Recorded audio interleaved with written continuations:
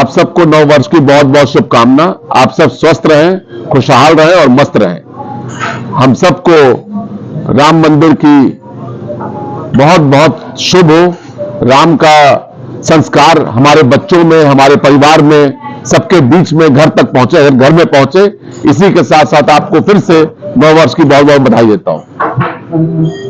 दयाल साहब, आप बहुत बड़े बिजनेसमैन भी हैं और बहुत बड़े समाज सेवी भी हैं, लेकिन जो जानकारी मिल रही है इस बार आप चुनाव की तैयारी कर रहे हैं। कैसे चुनाव में आने के लिए आपने सोचा कि जनता की सेवा तो आप ऑलरेडी कर रहे हैं, लेकिन अब चुनाव में आने के लिए और किस तरीके से आपने सोच इस तरह बनाई कि चुनाव लड़ें? नहीं, लोकतंत्र में देश के हर नागरिक को चुनाव लड़ने का अधिकार है और जो समाज सेवा है उसका चरम जो है हमारे ख्याल से राजनीति है, चुनाव ही है। क्योंकि चुनाव से जब आप जीत के जाते हो तो बहुत चीजें बहुत आसान हो जाती हैं और समाज सेवा उसी का एक पार्ट है, उसका ऊपर का आगे की कड़ी है। तो चुनाव लड़ने की तैयारी चल रही है। निर्दलीय उम्मीदवार के रूप में आप दिखाई देंगे या किसी पार्टी के बैनर के तरह? नहीं, ऑलरेडी हम भारतीय जनता पार्टी के पदाधिकारी हैं और सन 1992 में हम एबीवीपी से चुनाव लड़े, फिर युवा मोर्चा में काशी क्षेत्र के प्रभारी रहे और आज भी प्रदेश संयोजक है प्रवासी प्रकोष्ठ के।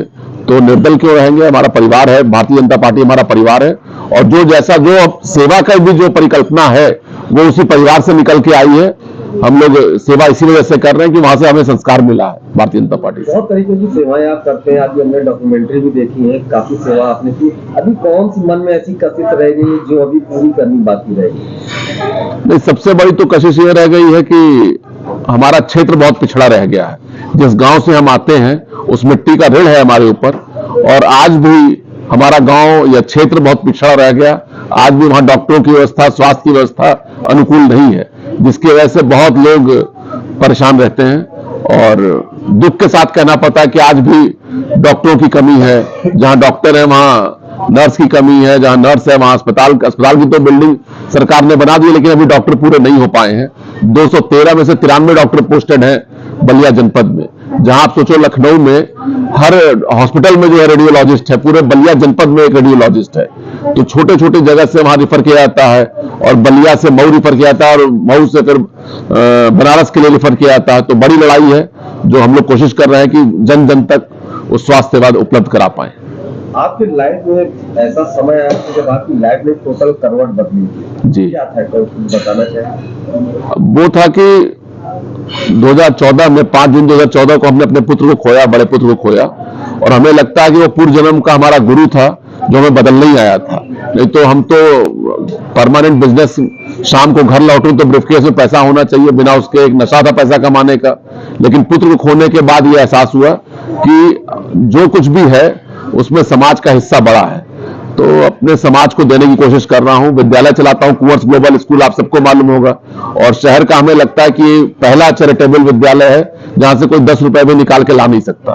और कोविड में भी जिस तरह से कुंवर ग्लोबल स्कूल ने अपना फीस माफ किया, ट्रांसपोर्ट माफ किया पेरेंट्स के लिए, तो हर समय कोशिश करता हूं। ब्लाइंड एसोसिएशन में अध्यक्ष होने के नाते तमाम जो हमारे दृष्टिबाधित बच्चे हैं उनके लिए काम करता हूं, तो अच्छा लगता है काम करना। सलेमपुर की जनता को लेकर लगातार आप सक्रिय हैं, क्या कुछ कमी आपको दिख रही है सलेमपुर में जिसे आप दूर करने का प्रयास कर रहे हैं? सबसे बड़ा कमी तो स्वास्थ्य है। स्वास्थ्य आपको बताया कि स्वास्थ्य की बड़ी कमी है। दूसरा जो है पलायन है। जो हमारे युवा हैं वहां पर कोई रोजगार नहीं है। जहां आज प्रति व्यक्ति आय नोएडा की 75 से 80 हजार रुपए है प्रति वर्ष, वहां जो है हमारे यहाँ सलेमपुर में 8 से 9 हजार रुपए। तो बड़ी ये समस्या है जिसकी वजह से हमारे युवा वहां से निकल करके बाहर जाते हैं काम करने के लिए। तो तमाम तरह का काम है जो करने की जरूरत है, वहां उद्योग लाने की जरूरत है, पर्यटन बढ़ाने की जरूरत है। तो ये सब काम वहां बहुत आवश्यक है कि पलायन रुके। आप भारतीय जनता पार्टी से आप प्रदेश संयोजक हैं सन प्रकोष्ठ के। लगातार 2014 से आपकी वहां के सांसद जो निर्वाचित हो रहे हैं आपकी पार्टी से, ऐसी फिर भी क्या कमी रह गई है जो दूर नहीं कर पा रहे हैं? देखिए, हमें लगता है कि कहीं ना कहीं सांसद की भी कोई ऐसी कमी नहीं, लेकिन हमें लगता है कि जो योग्यता है उसके ऊपर अगर हम लोग जाति को प्रेशर देंगे तो कहीं ना कहीं क्षेत्र पिछड़ा रह जाता है। हमको अपने सांसद कितना शिक्षित होना चाहिए, कितना बिजनेस मतलब ला सके, वहां पर अनुभवी होना चाहिए, वोकल होना चाहिए, जो अपने क्षेत्र की समस्याओं को ऊपर तक ले जाए। जहां तक मोदी जी की बात है, मोदी जी अपना पूरा प्रयास कर रहे हैं अपने देश को बढ़ाने के लिए, उसका गौरव बढ़ाने के लिए। लेकिन कहीं ना कहीं हम देखते हैं कि हमारे जो प्रतिनिधि हैं वो इस मामले में पिछड़ जाते हैं और उनको लगता है कि मोदी जी के नाम पे जीत गए तो हम काम क्यों करें, इस वजह से हमारा क्षेत्र पिछड़ता है।